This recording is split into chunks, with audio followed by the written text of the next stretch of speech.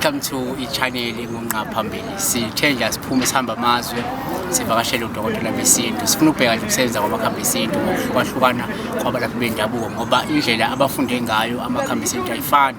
So ukuhambela abantu ngokuhlukana kwabo sike sifuna ukubheka ukuthi bawazi kangakanani, bawazi kanjani, kuphi abangalekelela kona ngolwazi abanalo. Ulithinta amakhambi esintu. Namhlanje sisemabubane eKlipgat noma eKlipgate ngolwasemzini. Mase eKlipgat suke semze Afrikaans. Ya, kodwa ke sila udokotela oshobe elikhulu kaSimelane omelaphi wendabuko semkantshubovu senesikhathi eside kulomkhakha wokwelapha ngokozalo ungikhoza kodwa ke ngokwethongo noma ngokwedluzi ushobe elikhulu wakaSimelane. Kunjani dokotela? Siyaphila Pastor Weningi njani? No, hayi siyaphila. Kuyintokozo ukuthi sihambele wena sivashele wena sikwazi ukuthi sithole uhlangothi lwakho lolwazi lamakhambi esintu nangendlela mhlawumbe izinto ezenziwa ngayo ngokolwazi onalo. Namhlanje ngifuna sikubheke la, ngifuna sibheke indaba yenhlanhla ukuzala kwembethe.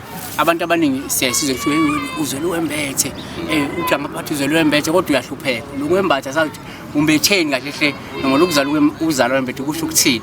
Namhlanje nasinenhlanhla ukuthi sibe nawe la awudwebela umbukeli ngokuzalwa kwembethe nanenhlanhla eza nokuzala noma nokuzalwa kwembethe. Ngiyabonga Pastor Weningi. Kuyiqiniso lingangatshazwa ukuthi abantu abaningi uma beyohlolelwa thiwa uzalwe wembethe mhlambi ngesizathu sokuthi befuna ukunyusa mhlambi izinga lokuthi ukholelwe kubona ukuthi umuntu uzaleke ngenhlanhla. Kanti ukuzalwa wembethe kufana nokuzalwa wembethwe. Ngizoyichaza ke kunomehluko phakathi kokuzalwa wembethe nokuzalwa wembethwe. Manje ngifuna ukukhuluma ngalokho kokubili. Ukuzalwa wembethwe kusho ukuthi usuke umbethwe umoya, umuntu angeke awubone ngeso lenyama. Uma wembethe usuke wembethe into umuntu angayibona ngesimo senyama. Umzekelo ukuthi kukhona umuntu ozalwa esesigujini phecelezi ngoba semzini kuthiwa lo muntu ophakathi kwe-embiotic sac. Uzalwa ephakathi kwesikhwama noma esigujini.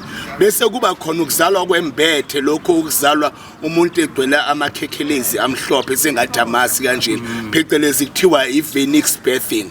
Bese kuba nokuzalwa wembethe lokhu ogaxile noma mhlambe unqwambile. Lokho ke bese kuthiwa mhlambe ke i-cord birthing ngoba kusuke lapho usugaxe i-umbilical cord.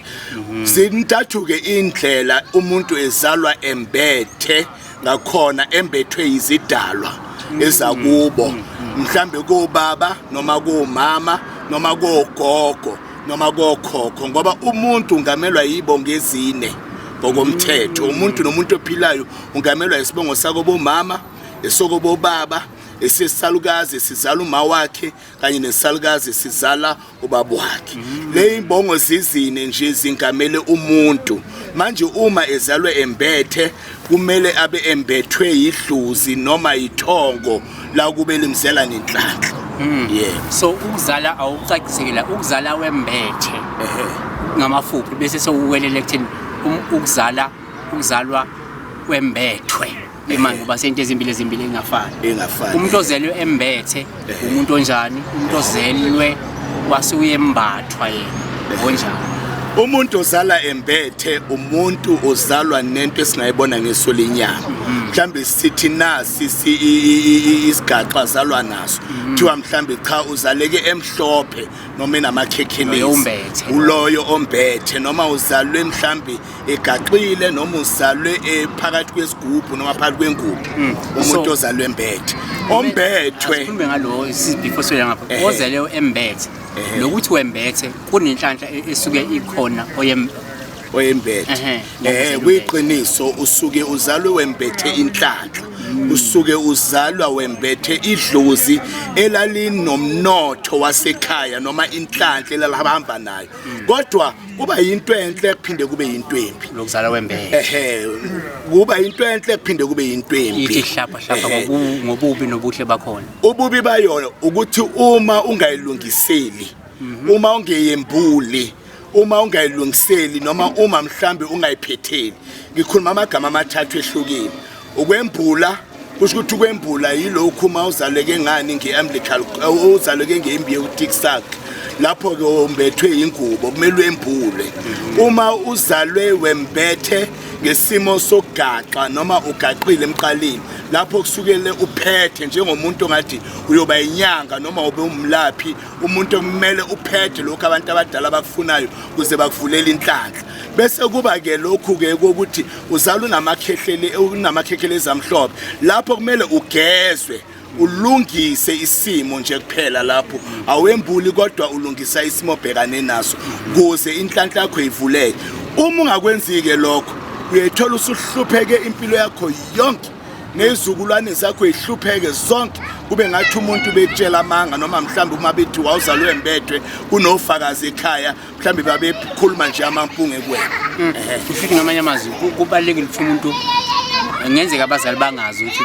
wembethe kahle bakukhule unganalo lwazi kushuthi uma umuntu ufuna uhamba uyogugulisha abantu ababonayo bagugulisha ukuthi wembethe ukuze uwembethe kanjani futhi ukuze kulungiswe yiloko okushodo kodwa yebo ikona engishoyo kanti futhi uma ngichaza kuyenzeka ngempela uma umuntu ezozala usuke senhlungwini eziningi esinye isikhathi uyaquleka ngazi nokwazi ukuthi ngizele ingane enjani ngasiphi isimo odokotela bangamtshelike mhlambi lapha bambelethisa ingane kodwa ke bawukhona uphawu lizobonisa umuntu uma bembona nenhlanhla bembone nemali kodwa nebehlupheka umuntu uhamba eqosha imali lapha emgwaqweni kubonisa ukuthi cha udonsana nayo imali ephinde futhi lo muntu lona mhlambe ephumelele empilweni yakhe kodwa izinto zingavumi evulekelwa amathuba kodwa angafinyeleli lo luphawu lokwembatha sikhuluma ngomuntu owembethwe ke manje umuntu sikhuluma ngomuntu owembethwe onjani owembethwe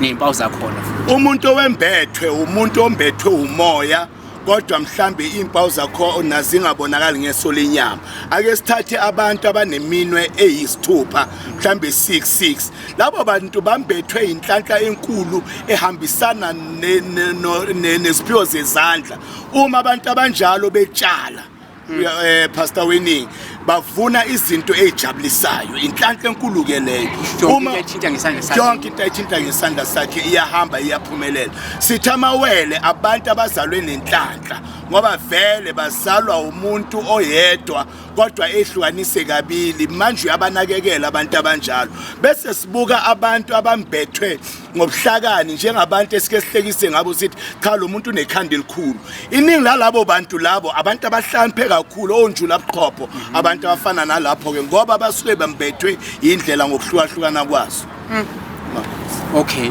lo owembethwe ngabe yena uyafana lo wembethe kube khona kulento ethize efuna ilungise ukuze inhlanhla yakhe ikwazi ukubonakala lo owembethwe esikhathini esiningi ngoba akazalekanga embethe sibona into ngesolenyanga sike sibone ngendlela othi makakhula ngakhona into agudi kuyona into awungqo kuyona ayenza ayithande kakhulu iyona ke into ekumele bame kuyona ngoba inhlanhla khilele lapho okay asipheze ngelithi dokotela njoba yini abantu enikwazi ukubona yini abantu eningogoogle umuntu okwazi ukugugulisha izinto akwazi ukubona hayi impilo yami ime kanje impilo yami idinga lokho abantu abambethwe nabembethe uma befika kuwe uyakwazi ukwembula ufuna kwembulwe noma ukususa okuthile ufuna kususe ukuze inhlanhla bikwazi ukuthi ibe siyakwazi ukubonakala thina singodokotela bendabuko iyodwa nje into esingakwazi ukuyenza ulona ozalwe egaxile noma egaxile noma enqwambile ngoba yena uyodinga isimo sokuphakamiselwa imimoya noma mhlambi isimo sephehlo laba abanye ukwembula ke lapho sidinga ukuthi umuntu embulelwe ekhaya ayembulwa ingubo esigodlweni somuntu kodwa yembulelwa ekhaya kubona ungaba nje umncedisi wena kodwa yikho into ozoyikhuluma emsamo wesinye isibongo ungewona walapho ifana nakho ke futhi ke lokho okuzala ngamakhekhe ezamhlophe kulapho ke umuntu seke nithola amagobongo ehlamba leli dlozi bese hambe seyaphothula kulawo magobongo kuze bonke labantu laba abaza kuyena babaningi laba abachitheke emzimbeni kuyena baza babaningi basebenzisane ngoba abantu abaningi abazalwe ngePhoenix birthing baba nenkinga yokuthi bayicontradict nedepression esikhathini esiningi ngoba kuza amazwi amaningi kubona kodwa eza ngento ukuthi baphumelele kodwa angazwani kumele ahlanganiswe kubona hayi icacile dokotela abantu ngiyacabanga ukuthi bazofisa ukubamba ukwazi ukubalekelele usebenzela kuphi udokotela nanokuthi iy'nombolo uma zikhona uyatholakala emoyeni yiphi indlela abaxhumana nawe ngayo ukuze bakwazi ukuthola ama-direction ezanqoba khona. Ushobe elikhulu kaSimelani osebenzele esigodlweni sikaMagutshwa usendaweni yaseMabupani eKlipgat esofa sonke. Iy'namba zami ngiyatholakala kodwa ngitholakala kakhulu ku-WhatsApp. Uma abantu bangithinte ngu-WhatsApp, inamba ithi 072 912 8255. Ngizoyiphinda 072 912 8255 Magutshwa. Nane YouTube channel dokotela YouTube channel abantu abakulandela ku YouTube channel ibizwa ngani YouTube channel ibizwa Ezethongo